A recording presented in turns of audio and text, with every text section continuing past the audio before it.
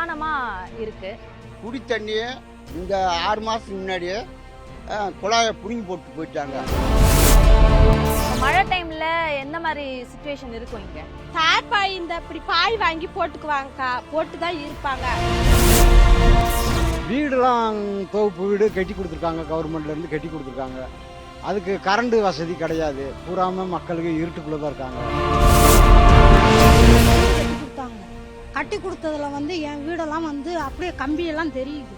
5 பேர் 6 பேர் படுக்கிறோம், பிள்ளைங்க மேல இடிஞ்சு. வணக்கம். 2026 சட்டமன்ற தேர்தலை எதிர்நோக்கி இருக்கும். ஒவ்வொரு பிரிவு மக்கள் அவங்க இந்த தேர்தல்ல என்னென்ன பிரச்சனைகளை முன்னிறுத்துறாங்க, என்னென்ன பிரச்சனைகள் தங்களுக்கு சரி செய்யப்படணும் அப்படின்னு எதிர்பார்க்கறாங்க அப்படின்ற அந்த நிகழ்ச்சிகளை நம்ம தொடர்ந்து நடத்திட்டு இருக்கோம். அந்த வகையில பழங்குடியின மக்கள் மலை கிராமத்துல இருக்கும். தேனி மாவட்டத்துல போடியில இருந்து 8 கிலோமீட்டர் மேல வந்தா இந்த சோலையூர் அப்படின்ற இந்த மலை கிராமம் இருக்கு. ஷெட்யூல்டு ட்ரைப் என்ற அந்த பட்டியலினத்தை சேர்ந்த மக்கள் தான் இங்க வசிக்கிறாங்க.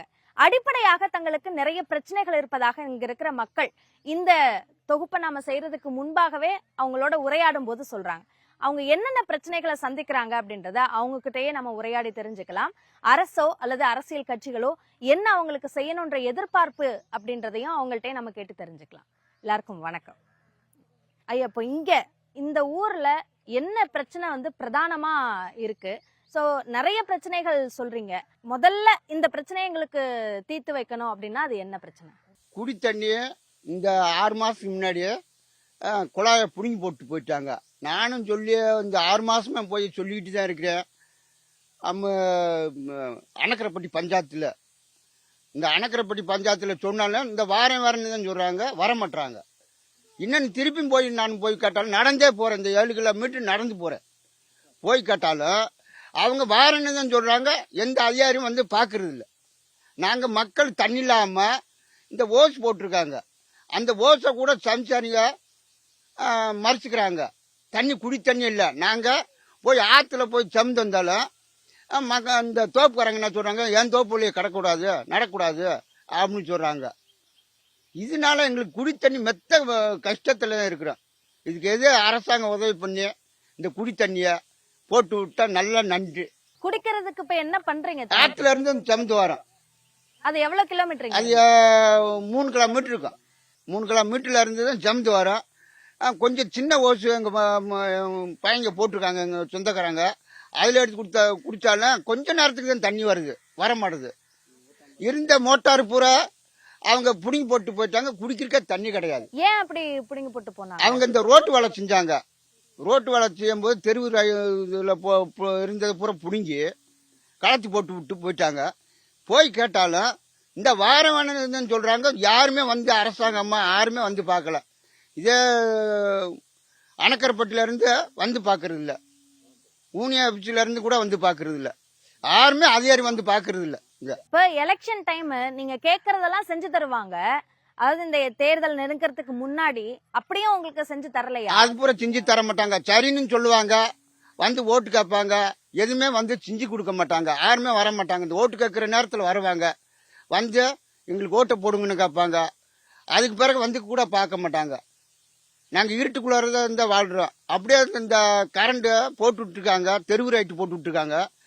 அது பழுப்பு எரிஞ்சு போனாலும் போய் அந்த அணக்கரைப்பட்டி பஞ்சாயத்தில் சொன்னாலும் அவங்க உடனே செஞ்சு தர மாட்டாங்க. வந்தாலும் 4 நாளைக்கு ஒரு வட்டம் போய் சொல்லுவேன், சொன்னாலும் அவங்க வர மாட்டாங்க. வந்தாலும் இந்த போடுறேன் ஆகிட்டு அவங்க இஷ்டத்துக்கு தான் போடுவாங்க. இப்போ ஒரு 5 ரைட்டு எரியாமல் இருக்கு, சொல்லுன்னு இந்த வாரன்னு தான் சொல்றாங்க, வர மாட்டாங்க. போக்குவரத்துக்கு என்ன வசதி இருக்கு, என்ன செஞ்சு தரணும்? ஸ்கூல்ல படிக்கிற பிள்ளைகளுக்கு வண்டி வசதி எதுவுமே இல்லை மேடம். இப்போ 10ஆம் கிளாஸ் வரல போனாங்க, அதுக்கு பிறகு வண்டி இல்லாதனால ஸ்கூலுக்கு யாருமே போக முடியலை.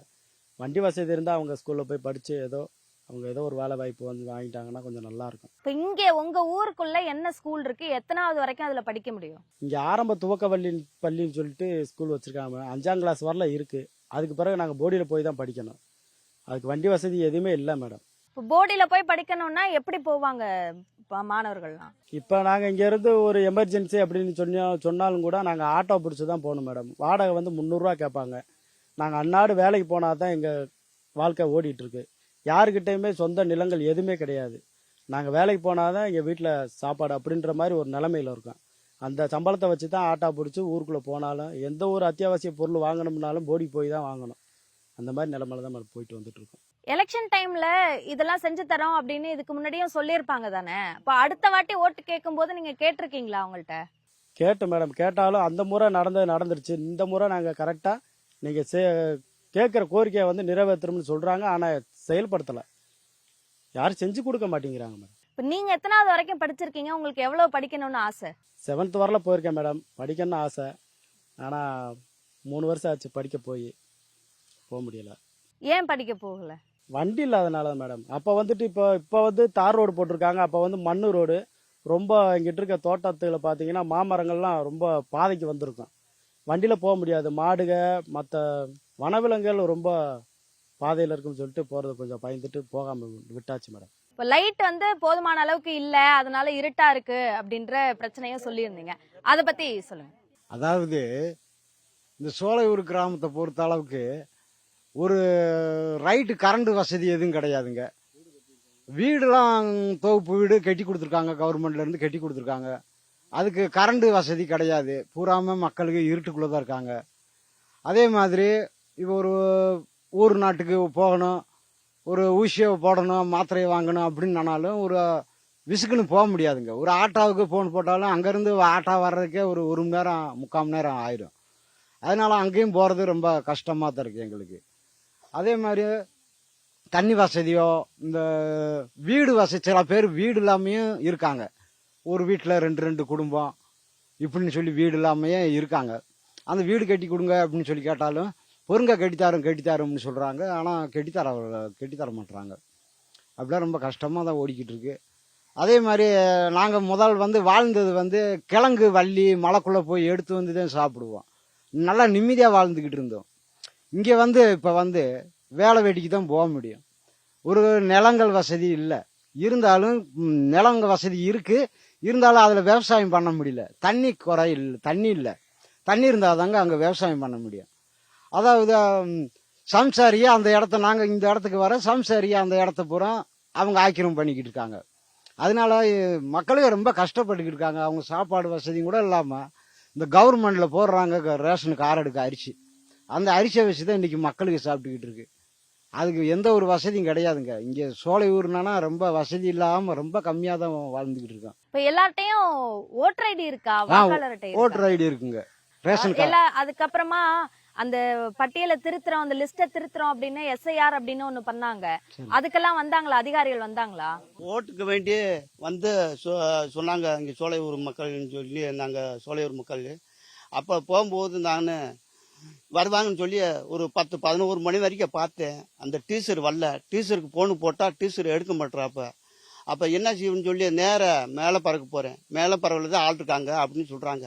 அந்த மேலே பறவையில் போய் பார்க்கும்போது டீச்சர் இல்லை. சார் திருப்பேன் போய் நீ முந்தல் போகணுன்னு சொல்லி போகிறேன். போய் பார்க்கும்போது முந்தலில் அந்த அம்மா இருக்குது.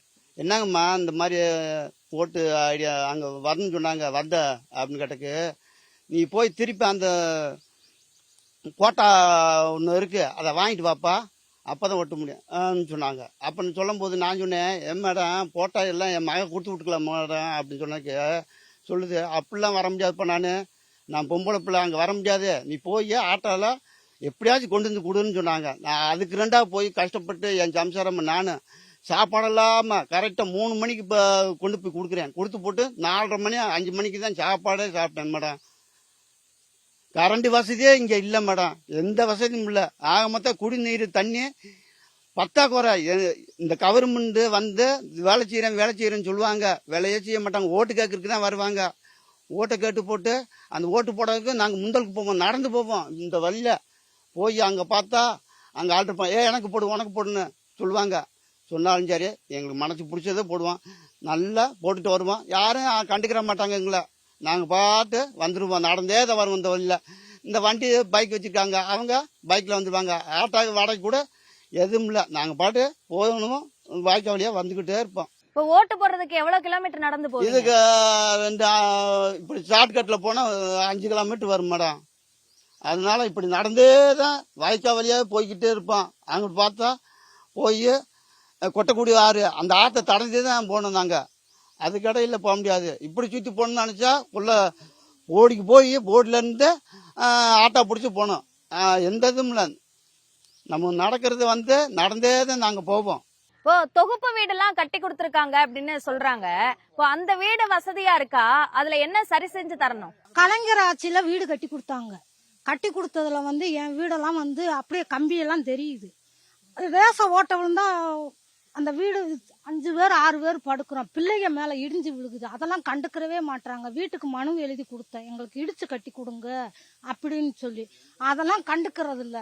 தேவையில்லாத வேலைக்கு நல்ல ரோடெல்லாம் இடிச்சு ஒண்ணுக்கு மக்கா போட்டு போறாங்க. எங்களுக்கு தேவை உள்ளதா செஞ்சு கொடுக்க மாட்டாங்க.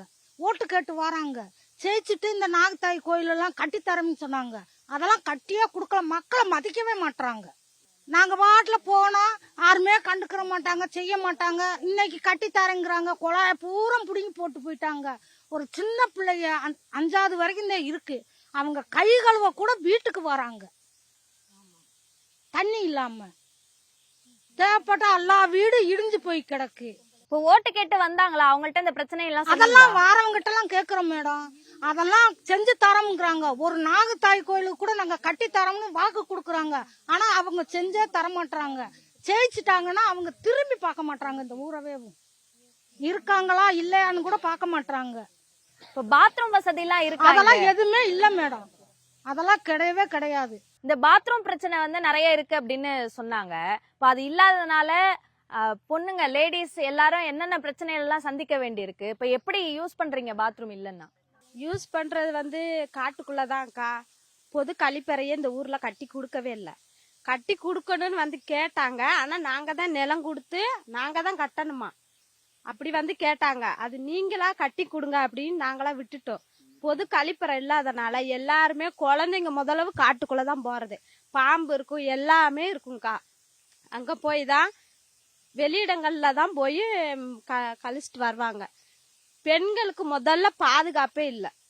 இருட்டுல கூட அவசரம் நானா காட்டுக்குள்ளதான் போகணும். அவ்வளவு கஷ்டம் இந்த ஊர்ல. இப்போ நீங்க படிக்கணும்னு உங்களுக்கு ஆசை இருக்கா? இப்போ யாருமே படிக்க முடியல. இப்போ பொண்ணுங்க படிக்கணும் அப்படின்னு நினைச்சா என்ன வாய்ப்பு இருக்கு? அதெல்லாம் பெண்களுக்கெல்லாம் ஆசை இருக்குங்கக்கா. வண்டி வசதி இல்லாதனால ஹாஸ்டல்லையும் தங்கி இருக்க முடியாதனால யாருமே படிக்காம 10வது அளவுல நிப்பாட்டிட்டாங்க. வண்டி வசதி இருந்தா போய் படிச்சிருப்பாங்க, வேலை எதுவும் வாங்கியிருப்பாங்க. ஆனா வண்டி வசதி இல்லாதனால யாருமே போறதில்ல. இப்போ உங்களுக்கு ஆசை இருக்கா இன்னும் படிக்கணும், வேலைக்கு போகணும்? எனக்கு ஆசை இருந்துச்சு. நானும் 10வது வரைக்கும் படிச்சிருக்கிறேன். அதுக்கு மேல வண்டி வசதி இல்லாதனால எங்க வீட்டுல நிப்பாட்டி விட்டாங்க. பொம்பளை பிள்ளை ஒத்தையில போய் எப்படி படிச்சுட்டு வருவ? ஸ்டடி 6 மணி வரைக்கும் வைப்பாங்க. 6 மணி வரைக்கும் நீ இருந்து இருட்டுக்குள்ள எப்படி வருவ அப்படின்னு விட்டுட்டாங்க. படிக்கலாம் வேணாம், வீட்டுல இருந்துக்க அப்படின்னு விட்டுட்டாங்க. சரி, உங்களுக்கு ஏதாவது படிச்சது அவங்க பாக்கும்போது எதுவும் ஏக்கமா இருக்குமா? நம்ம ஆசையா படிச்சிருக்கலாமே இருக்குங்கக்கா. நம்மளும் படிச்சிருக்கலாமே, நம்மளும் ஒரு நல்ல இடத்துல இருந்திருக்கலாமே அப்படின்னு ஆசை இருக்கும். ஆனா எங்களுக்கு அந்த வாய்ப்பெல்லாம் இல்ல. ஒரு வீட்டுல 4 குடும்பம் 5 குடும்பம் இருக்கிறாங்க. வீடு இல்லாதவங்க போய் மனு கொடுத்தாலும் உங்களுக்கு உடனே கட்டி கொடுத்துடுறோம், உங்களுக்கு எல்லாம் வீடு இல்லன்னு அங்க மனு கொடுங்கம்மா, இங்க மனு கொடுங்கன்னு கூப்பிடுவாங்க. கையில காசு எல்லாத்தையும் கடன் சொல்லிட்டு போவாங்கக்கா. போய் மனு கொடுத்தாலும் வீடு கட்டி தர மாட்டாங்க. வீடெல்லாம் இடிஞ்சு அப்படியே மழை காலத்துல பார்த்தா அவங்கெல்லாம் கஞ்சி கூட வச்சு குடிக்க முடியாத நிலைமையில தான் இந்த ஊர்ல இருக்காங்கக்கா. இப்போ மழை டைம்ல எல்லாம் எப்படி இருக்கும்? இப்போ இங்க இப்ப வெயில் இருக்கு. இப்போ மழை டைம்ல எந்த மாதிரி சிச்சுவேஷன் இருக்கும்? இங்க தார்பாய் இப்படி பாய் வாங்கி போட்டுக்குவாங்கக்கா. போட்டுதான் இருப்பாங்க. ஒரே ரூம் தான் இங்க கட்டி கொடுத்துருக்காங்க. வீடு ஒரு ரூம் தான். அதுல 10 பேர், 2 குடும்பம் இருக்குன்னா 10 பேர் படுத்திருப்பாங்க. பாத்திரம் வச்சிருப்பாங்க, துணிமணி வச்சிருப்பாங்க. அதுல விரிச்சும் படுக்கணும். பூராமே நினைச்சுதான் கிடக்கும். அவ்வளவு சித்திரவதையா அனுபவிச்சுக்கிட்டு இருக்கிறாங்க இந்த ஊருக்காரங்க. வீடு கட்டி கொடுங்கய்யா, எனக்கெல்லாம் வீடே இல்ல, வீடு கட்டி கொடுங்கய்யான்னு 3-4 வருஷமா எழுதி கொடுக்குறேன்க்கா. இன்னும் ஒரு பொழுது எங்களுக்கு வீடு கட்டி கொடுத்ததெல்லாம் நிலம் அளந்து கொடுத்ததும் இல்ல. உடனே நீ பட்டா வாங்கினாதே உனக்கு வீடு கட்டி கொடுப்போம் அப்படின்னாராங்க. ரேஷன் கார்டு இல்ல, ரேஷன் கார்டு இல்லாட்டி அங்க எழுதி கொடுங்க, இங்க எழுதி கொடுங்க அப்படின்னாராங்க. போனாலும் எங்களை கண்டுக்கிறது இல்ல. நீங்க யார வெளியே நில்லுங்கம்மா, எங்க உள்ள வரீங்க அப்படின்னு தான் கேக்குவாங்க. வாங்கம்மா உங்களுக்கு என்ன இல்ல அப்படின்னு கேட்டு அந்த குறைய தீர்க்க மாட்டாங்க. வெளியே நில்லு, நீ எல்லாம் எதுக்கு உள்ள வர அப்படின்னு தான் கேக்குவாங்க. இப்போ ஆஸ்பத்திரிக்கு போனோம் அப்படின்னா அது என்ன? இப்போ டெலிவரி நடக்குது, குழந்தை பிறக்குது அப்படின்னா அப்பெல்லாம் என்ன பண்ணுவீங்க? குழந்தை பிறகுனா போய் 108 போன் போடுவாங்க, அவங்க கூட வரணும். இப்ப வந்து இடையில டொமிசேரில இருந்து மாத்திரை கொடுக்க இங்க வருவாங்க. இப்ப வர்றதே கிடையாது. நாங்க இந்த காச மண்டபம்னா பெரிய ஆஸ்பத்திரிக்கு, அரசாங்க ஆஸ்பத்திரிக்கு போய் தான் ஊசி போடுவோம், மாத்திரை வாங்குவோம். மாத்திரை வாங்கினாலும் அவங்க போய் சாயங்கால நேரத்தில் போய் கேட்டாலும் நீங்க காலைல வந்து பாருங்கப்பா, ஒரே மாத்திரை தராங்க. மாத்திரை ஒரு மாத்திரை கொடுக்குறாங்க, ஊசி எதுவும் போட மாட்டாங்க, மாத்திரை மட்டும் கொடுப்பாங்க. போயிட்டு வாங்க, என்னங்கம்மா மலையில இருந்து வந்திருக்கேன், சோலையூர்ல இருந்து. எங்க இருந்து வாப்பா, எனக்கு என்ன, நீ போயிட்டு வா, இந்த மாத்திரை மாட்டு அப்படின்னு சொல்லுவாங்க. வீடு வீடா போய் கூப்பிடுவாங்க. எங்க பிள்ளைங்கள, எங்க எங்க சொந்தக்கார பிள்ளைங்க படிக்கிறாங்க, அவங்க வீடு வீடா போய் கூப்பிடுவாங்க. இந்த பிள்ளைங்க தான் போக மாட்டாங்க. அவங்கள மாதிரி தங்கமானவங்க இந்த டீச்சர் வாத்தியார் நான் பார்த்தது கிடையாது. அவங்க பூரா ஒரு சாமி மாதிரி. அப்படி கூப்பிட்டால இந்த எங்க பொடி பிள்ளைங்க போறாங்க, 5ஆவது படிக்க போறாங்க, கூப்பிட்டாலும் தோப்புல ஓடி போவாங்க. அவங்க போய் தேடி பிடிச்சி வருவாங்க. நான் எத்தனை நாள் நானும் போயிருக்கிறேன், அவங்களும் கூப்பிட்டுருக்காங்க. இப்போ இங்க ஊர் தலைவர், பஞ்சாயத்து தலைவர், இப்ப இதுக்குன்னு ஒரு பஞ்சாயத்து தலைவர் அந்த மாதிரி இருக்காங்களா? சோலையூருக்கு நான் தான், ராமர் தான் தலைவர், நான் தான். சரி, இப்போ நீங்க அங்க இதுக்காக பஞ்சாயத்து கூட்டம் நடக்கும், கிராம சபை கூட்டம் நடக்கும், அந்த மாதிரி கூட்டத்துல எல்லாம் இந்த பிரச்சனை எல்லாம் போய் சொல்லிருக்கீங்களா? சொல்லியிருக்கேன். அப்ப அதை ஏன் இன்னும் சரி செஞ்சு அது தரல? செய்ய மாட்டாங்க. சோலையூர்னா அங்க போன மூச்சு கையெழுத்து போடுன்னாராங்க. கூட்டத்துக்கு போனாலும் சொல்லுவேன், இந்த மாதிரி கரண்ட் இல்ல, முதல்ல தண்ணி பிரச்சனை தான் சொல்லுவேன்.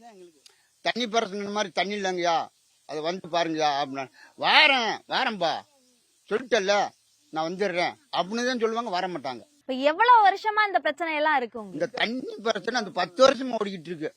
நல்ல தண்ணி போட்டு கொடுங்க, இதே போர் தண்ணியை போடுறாங்க, அது சோறு காச முடியாது, ஆக்குனா மஞ்சளா இருக்கும், சாப்பிட முடியாது. அதுக்கு வேண்டியதான் ஆத்துல இருந்து போட்டு கொடுங்கன்னு போட்டு தரமுன்னு தான் சொல்லுவாங்க, போட்டு தர மாட்டாங்க. இப்போ காட்டுக்குள்ள போய் பயிர் எடுக்கிறது, தேன் எடுக்கிறது, அந்த மாதிரி விஷயங்கள்லாம் செய்வாங்கல்ல பழங்குடியின மக்கள், அதெல்லாம் இப்பயும் செய்யறீங்களா? அதுக்கான அனுமதி எல்லாம் கொடுக்குறாங்களா?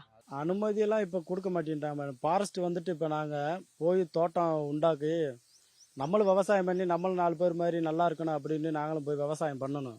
ஃபாரஸ்ட்ல இருந்து வந்து எங்க நாத்து இதெல்லாம் அறுவலை வெட்டி எங்க குடிச்ச வீடெல்லாமே எடுத்து உடச்சி அநியாயம் பண்ணிட்டாங்க. ஏன் இந்த மாதிரி பண்ணுனீங்க அப்படின்னு போய் ஃபாரஸ்ட் கிட்ட போய் கேட்டதுக்கு ரேஞ்சர் ஆபீஸ்ல, உங்களுக்கு யாரும் அனுமதி கொடுத்தது, மலைக்குள்ள நீங்க எப்படி போகலாம் அப்படின்னு கேட்டு எங்களை ரொம்ப தகாத வார்த்தையெல்லாம் பேசினாங்க. சரின்னு நாங்களும் கலெக்டர் ஆபீஸ்ல போய் கூட மனு கொடுத்தோம். கலெக்டர் ஆபீஸ்ல இருந்து சரி உங்களுக்கு வந்து நாங்க காடு அளந்து கொடுக்குறோம்னு சொன்னாங்க, பட்டா அளந்து கொடுக்குறோம்னு சொன்னாங்க. ஆனா எதுவுமே செய்யல. இங்க ஒரு முறை கலெக்டர் ஆபீஸ்ல இருந்து முகாம் நடத்தினாங்க சோலையூர்ல.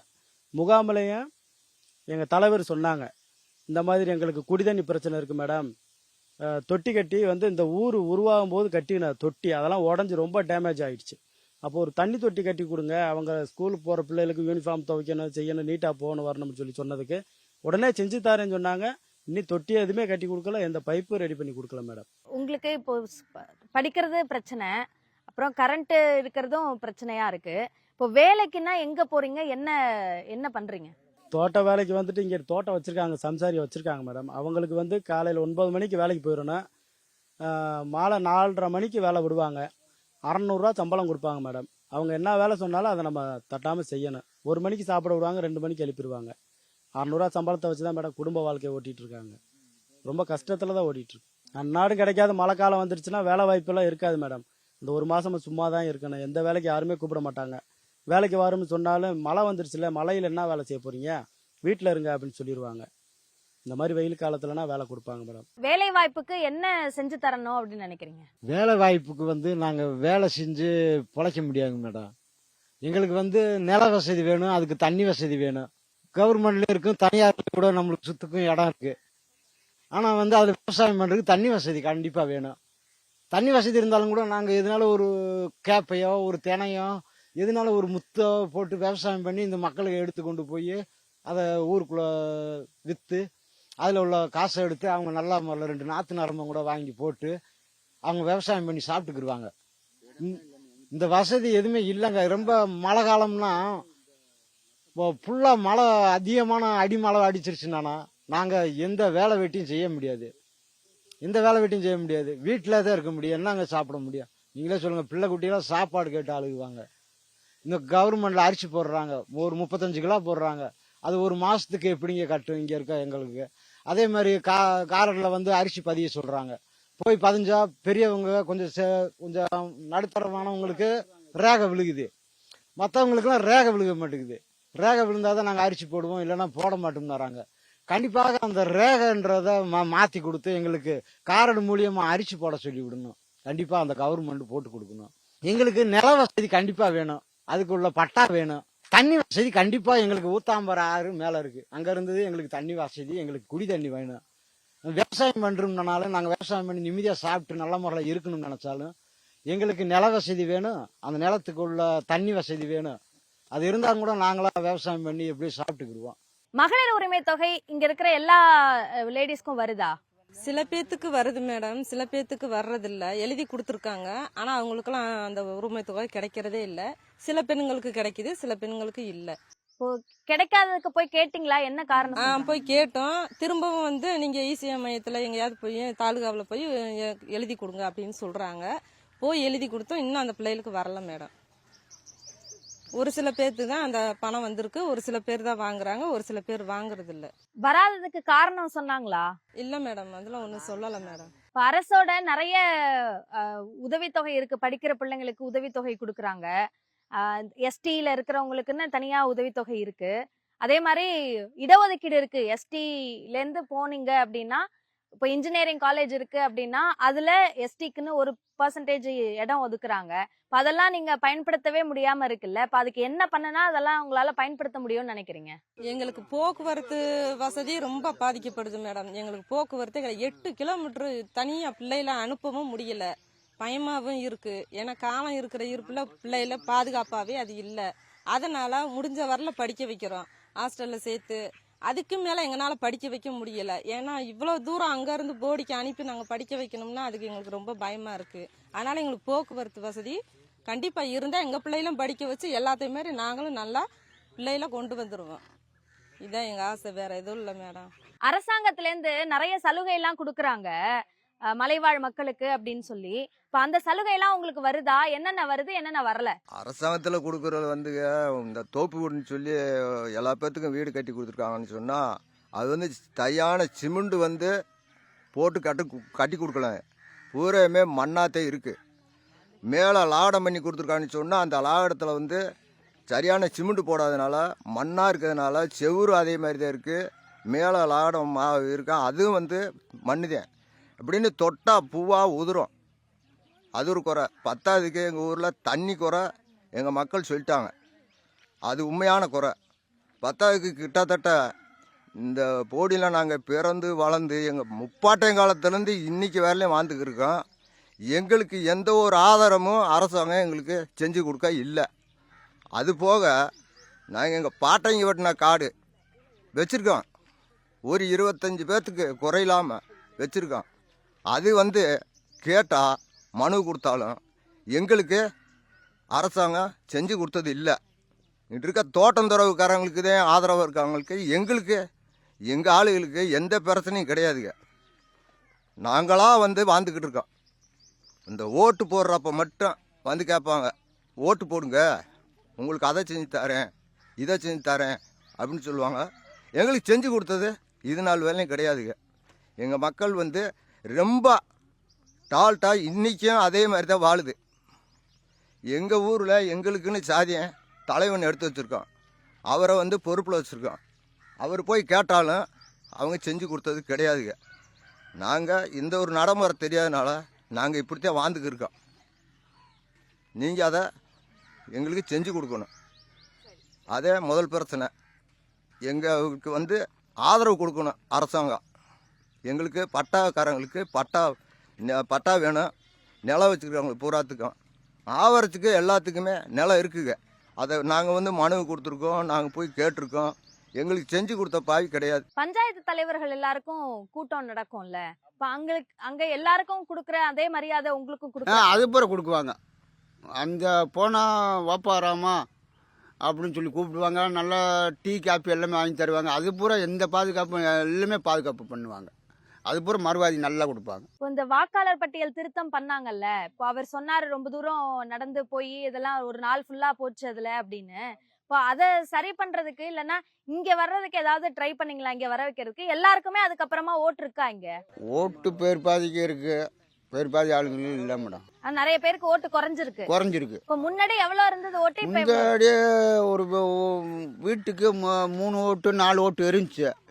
இப்போ ஓட்டே கிடையாது. இந்த போன ஓட்டு எலெக்ஷனில் எனக்கே ஓட்டு இல்லை, எழுதி கொடுத்துருக்கேன், நீ வந்தாதான், வரலன்னா போனாதான். உங்களுக்கே ஓட்டு இல்ல? எனக்கே ஓட்டு இல்லை மேடம்.